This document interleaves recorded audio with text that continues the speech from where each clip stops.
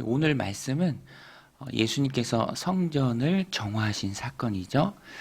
성전을 정화하셨다라는 것은 성전이 더럽혀졌다라는 것입니다. 성전이 왜 더럽혀졌습니까? 사람들의 탐욕적인 마음, 또 사람들의 편의를 추구하는 마음, 그 마음이 크고 앞서다 보니까 성전의 본래 기능이 만민이 기도하는 하나님의 집이죠. 하나님의 임재를 경험하고 하나님을 만나는 곳입니다. 그런데 그 성전이 사람들에 의해서 더럽혀졌습니다. 이것을 바로 보시고 또 그 성전을 청결하게 하신 사건이 오늘 말씀의 중심입니다. 예수님이 6월절 명절 가까우셨을 때 성전에 올라가셨죠. 당시 유대인들은 1년에 3번 꼭 하나님 앞에 나아가야 하는데 그 중에 하나의 명절이 바로 6월절이죠. 6월절은 하나님께 희생제사를 드리는 날입니다. 그래서 그 6월절 명절의 중심은 성전이고요. 많은 사람들이 제물을 드리는 날입니다. 그런데 멀리서 오는 사람들도 많이 있겠죠. 성전은 예루살렘에 있고 사람들은 흩어져 있으니까 심지어는 타국에서 오는 사람들도 많았습니다. 거기서부터 제물을 끌고 올 수 없잖아요. 그래서 제물은 성전 근처에 와서 이제 사는 것이죠. 또 성전에 성전세를 드려야 합니다. 반세겔.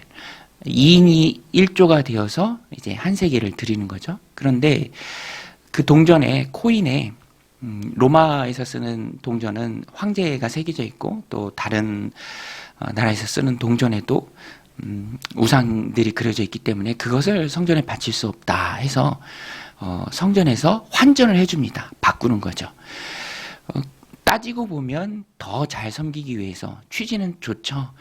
재물도 흠없는 재물을 하나님께 드려야 하니까 멀리서부터 끌고 오면 재물이 병들 수도 있고 짐승이 어디가 상할 수도 있으니까 흠없는 재물을 드리기 위해서 성전에서 사서 드리는다. 이것은 취지는 참 좋습니다. 그런데 예수님께서 문제를 삼으신 것은 그런 모든 상행위가 성전 경내에서 이루어졌다라는 것입니다. 성전이 넓고 크죠?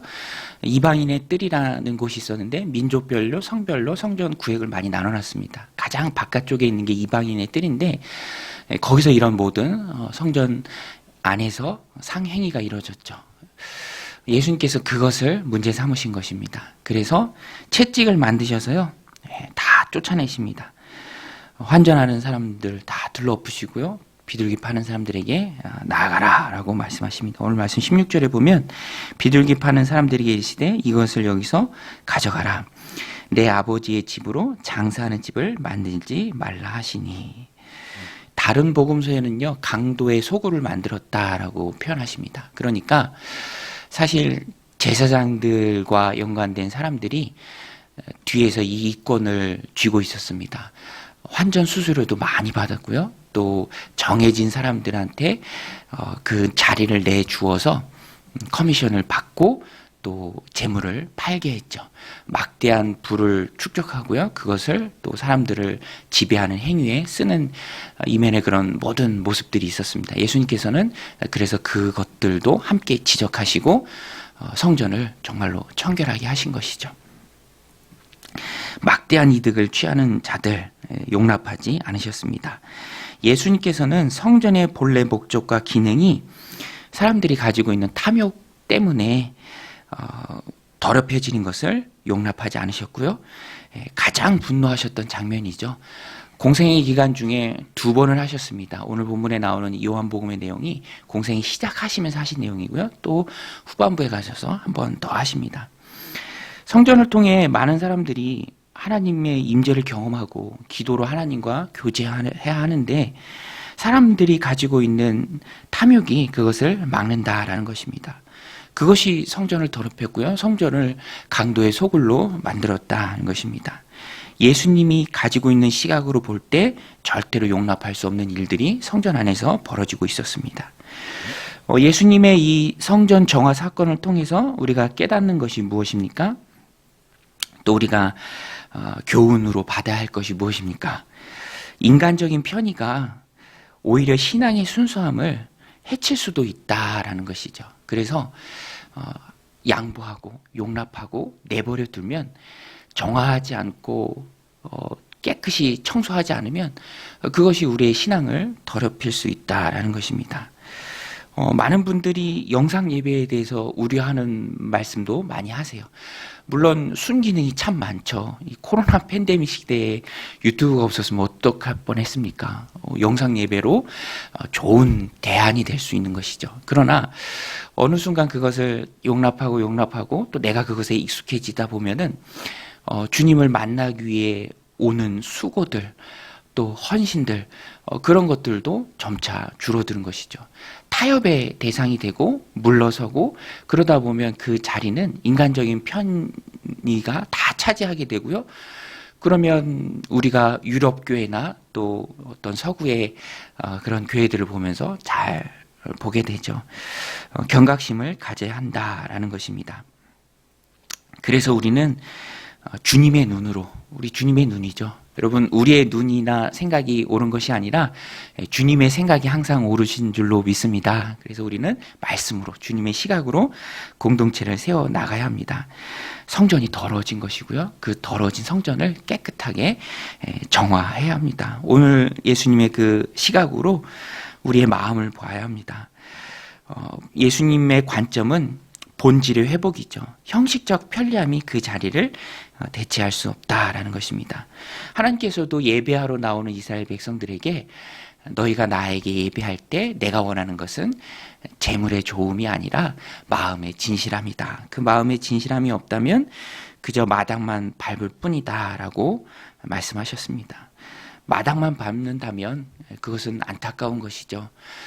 예수님 태어나실 때 동방박사들이 기록됐고, 그 동방박사들의 행위가 칭찬을 받는 이유는 그들이 진실함을 가지고 먼 거리로 마다하지 않고 왕으로 나신 예수님께 경배하기 위해서 나왔다라는 것입니다.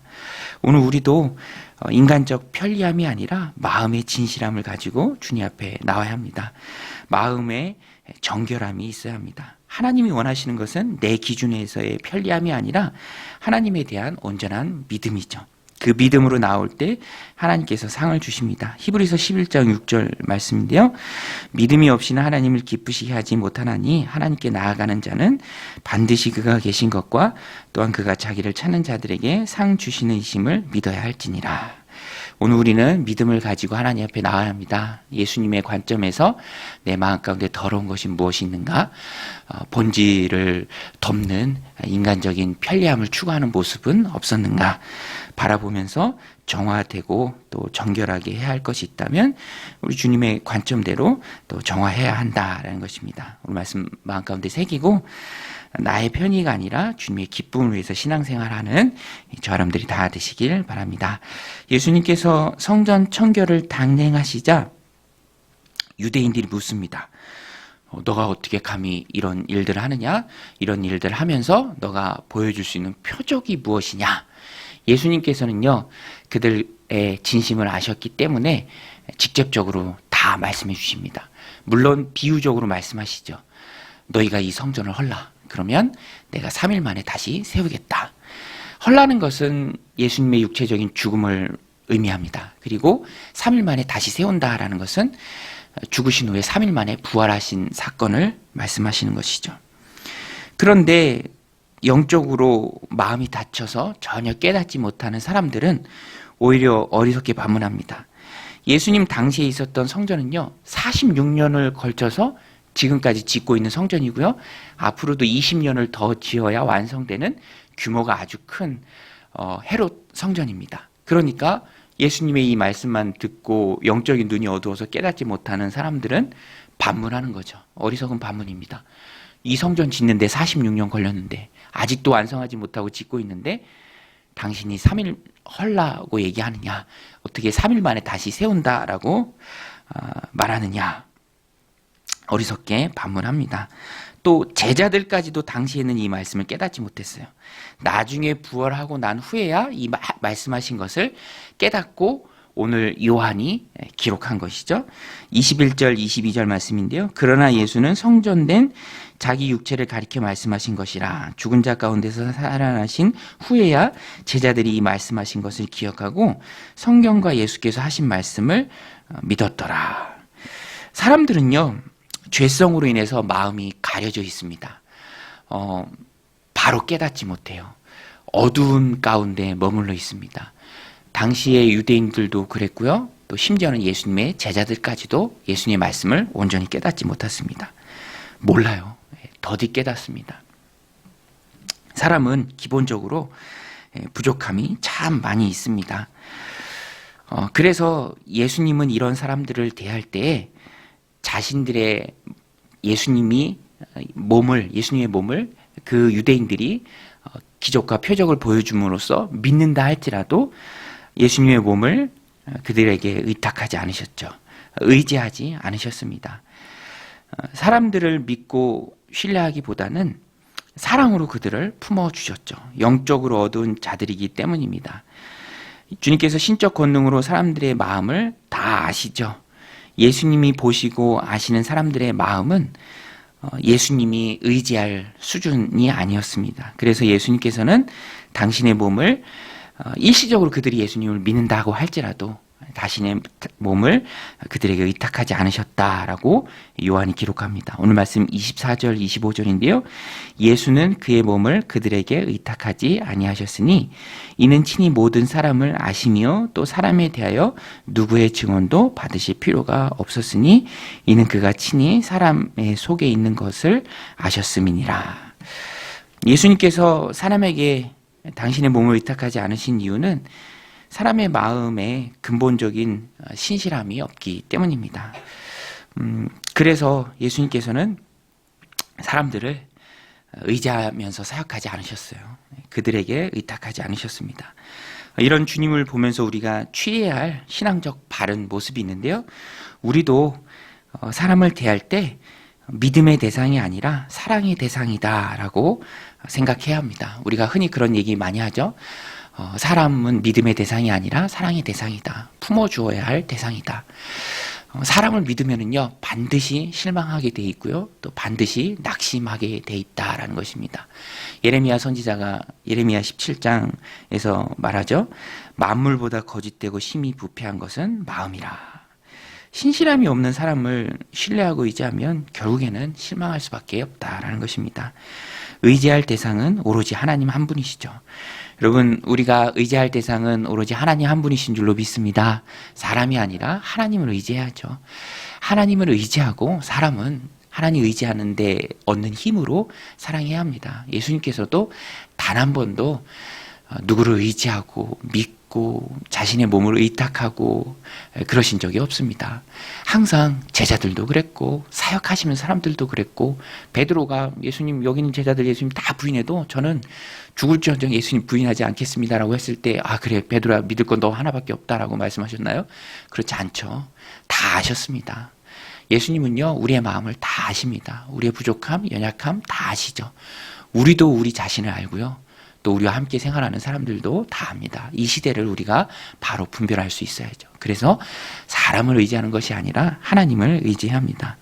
긍휼의 마음으로 사람들을 바라보아야 합니다. 그럴 수 있죠. 몰라서 그런 겁니다. 모르기 때문에 그럴 수 있고요, 우리가 이해할 수 있고 또 품을 수 있다라는 것입니다. 또 우리의 마음을 주님께서 다 아신다라는 사실을 우리가 기억할 때 취해야 할 바른 신앙의 모습은요, 어차피 우리의 마음을 다 아시는 주님께 우리의 부족함, 우리의 연약함, 내 마음 가운데 있는 답답한 혹은 자꾸만 솟아나는 원망의 마음들, 불신앙의 마음들까지라도 다 주님 앞에 내어놓고 터놓고 기도할 수 있다라는 것입니다. 우리가 오늘도 기도하기 위해 이 새벽 모였습니다. 간구의 제목들이 있죠. 간절한 기도의 제목들이 있습니다. 물론 그것들을 아내는 것이 기도의 주된 목표입니다. 그 기도 시간의 목적이죠. 그러나 우리가 잊지 말아야 할 것은 거기에만 기도의 목적이 있는 것은 아니고요, 내 마음을 하나님 앞에 터놓고 나와 대화하기를 원하시는, 여러분 연인들이 사랑할 때 함께 시간 보내기를 원하잖아요.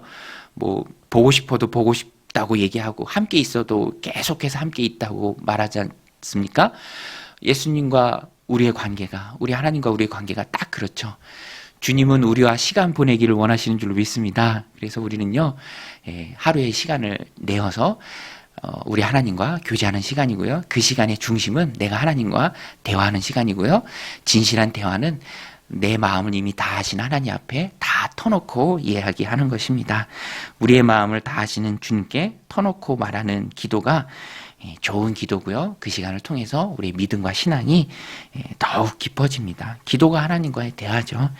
우리의 마음을 이미 다 아신 하나님 앞에 또 나와 진실되게 대화하기를 원하신 하나님 앞에 오늘도 하나님 허락하신 이 기도의 시간을 통해서 내 마음을 다 하나님 앞에 아뢰고 하나님 주시는 위로가 우리 안에 충만하시기를 주님의 이름으로 간절히 축복합니다. 우리 같이 말씀 붙들고 함께 기도할 때 나의 편의가 아니라 주님의 기쁨을 위해서 살아가는 우리가 되게 하여 주옵소서. 주님의 관점에서 신앙생활하게 하시고 편의가 본질의 자리를 대체하지 않도록 하나님 수고와 헌신과 순종의 삶이 늘 우리들의 삶 가운데 있게 하여 주옵소서. 사람을 의지하지 않고 하나님을 의지하며 내 마음 다 아신 하나님 앞에